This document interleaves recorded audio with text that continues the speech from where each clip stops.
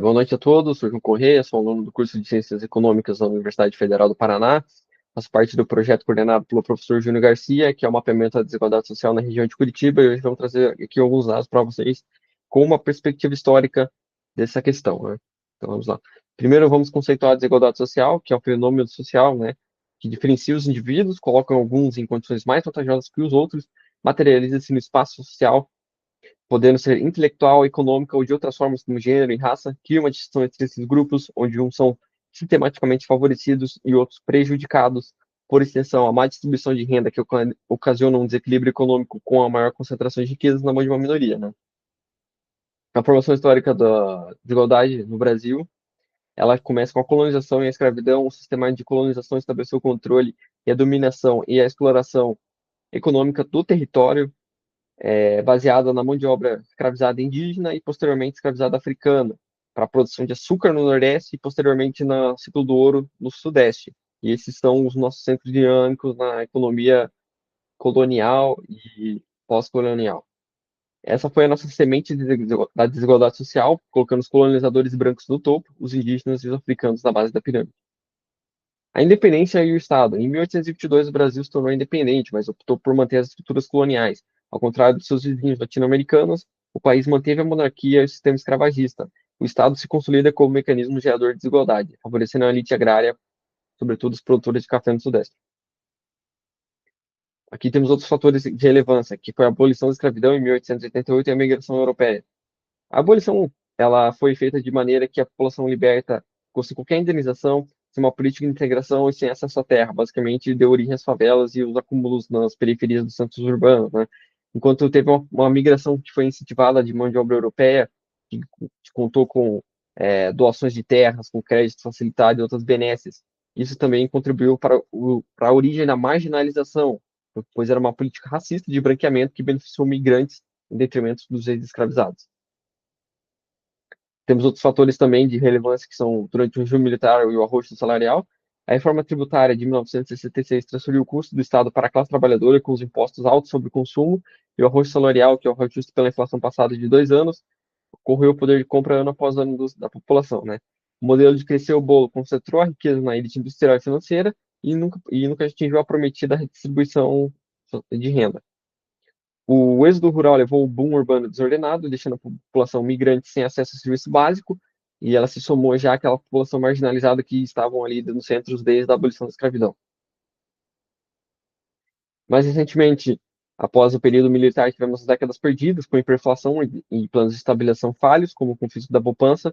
Esse período, essas atitudes tomadas por parte do Estado puniram muito a população, e logo em sequência, em 1994, o Plano Real, ele encerrou esse período de hiperinflação, trouxe estabilidade e nos anos seguintes uma melhora nos indicadores da desigualdade.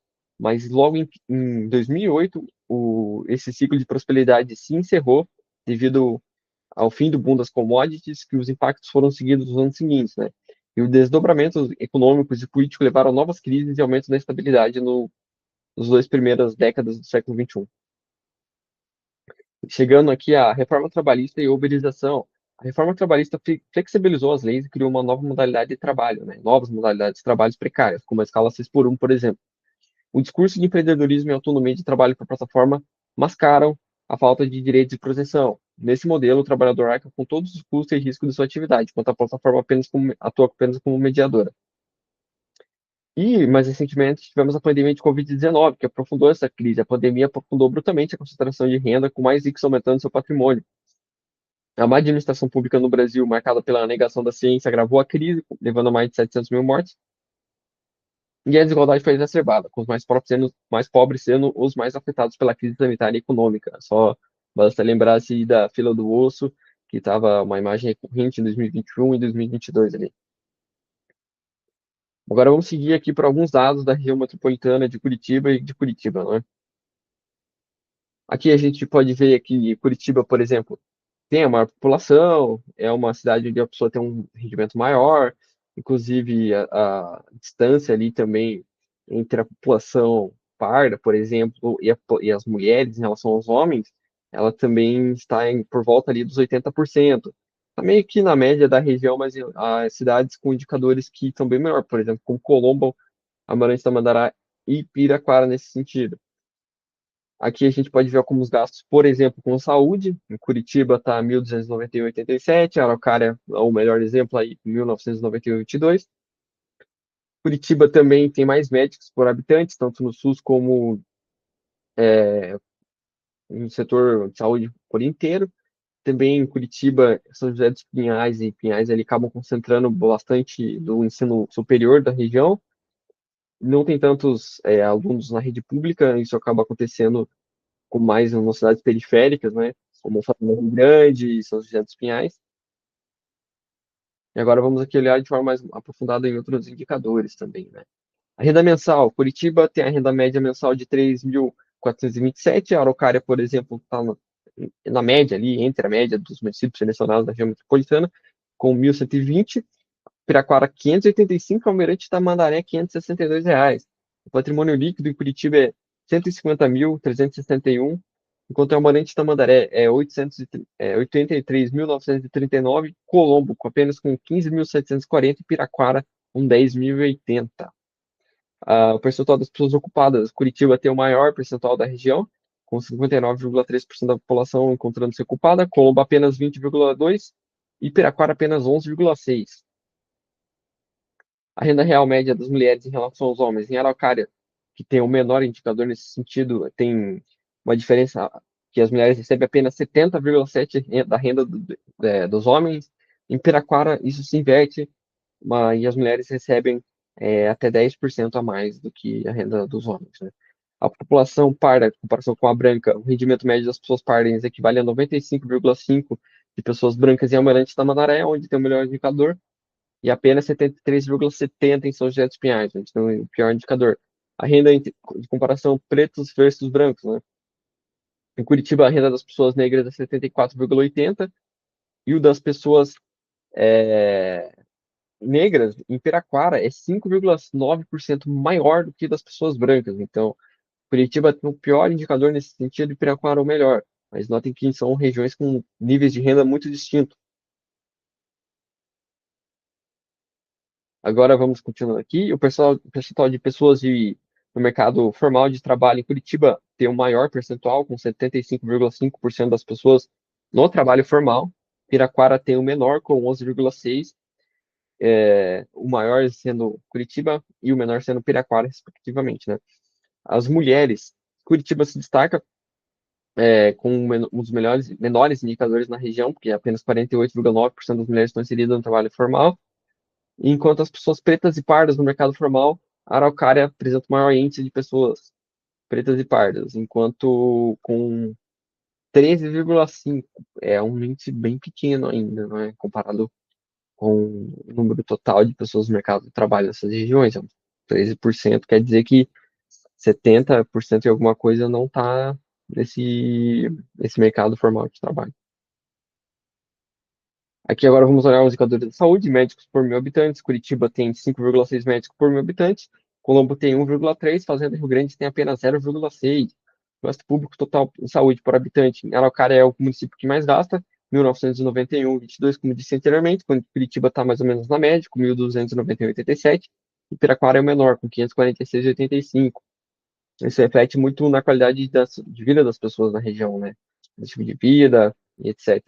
Médicos por mil habitantes no SUS, Curitiba tem o maior número de médicos no SUS, 3,3, também porque concentra boa parte da infraestrutura federal, estadual, com hospitais públicos, e acaba atendendo a demanda também ali dos municípios da região metropolitana. Enquanto Fazenda Rio Grande é o menor, com apenas 0,4 médicos no SUS para cada 1.000 habitantes. Ensino médio superior. Escolas de ensino médio por mil pessoas em idade escolar de 15 a 17 anos. A Araucária possui 4 escolas de ensino médio por mil habitantes, enquanto Curitiba tem 3,4 e Piraquara tem 2 escolas por mil habitantes, né? Estudantes matriculados por professor no ensino médio. Amarante Tamandaré tem 10,8 estudantes por professor, Pinhais 12,6, São José dos Pinhais 15 estudantes por professor. Isso quer dizer que cada professor em São José dos Pinhais tem que dar aula para mais alunos do que em Amarante Tamandaré. Então, quer dizer que fica muito mais trabalhoso a tarefa de ser professor, né? Muito mais pessoas para lidar na sala de aula. As matrículas no ensino superior presencial público, Curitiba e Colombo possuem 33% das matrículas de ensino superior presencial público, igualmente cada um. Em Piraquara e Araucária possuem zero, justamente como eu disse antes também, porque Curitiba concentra ali um aparato federal, como universidades, etc. E Colombo imagino que tem alguma coisa referente a Instituto Federal também, enquanto Piraquara e Araucária não tem nada nesse sentido, apenas provavelmente as faculdades privadas. Aqui temos o paradoxo revelado. Os bons indicadores médios de Curitiba mascaram a desigualdade estrutural. Os dados revelam um abismo entre o município núcleo e as cidades do entorno, e profundas lacunas raciais e de gênero dentro da própria capital. A média esconde os extremos, né? Aqui vamos para considerações finais. Conflito distributivo e futuro. O conflito distributivo permanece. O Estado beneficia grandes conglomerados com exceções de crédito, enquanto o custo recai sobre o trabalhador. Influenciada pelo discurso empreendedor, a parte da classe trabalhadora, por vezes, defende o mecanismo que gera a desigualdade. A polarização política e a crise ambiental são os desafios centrais do século XXI. Ambos afetam os mais pobres de forma mais severa e desigual.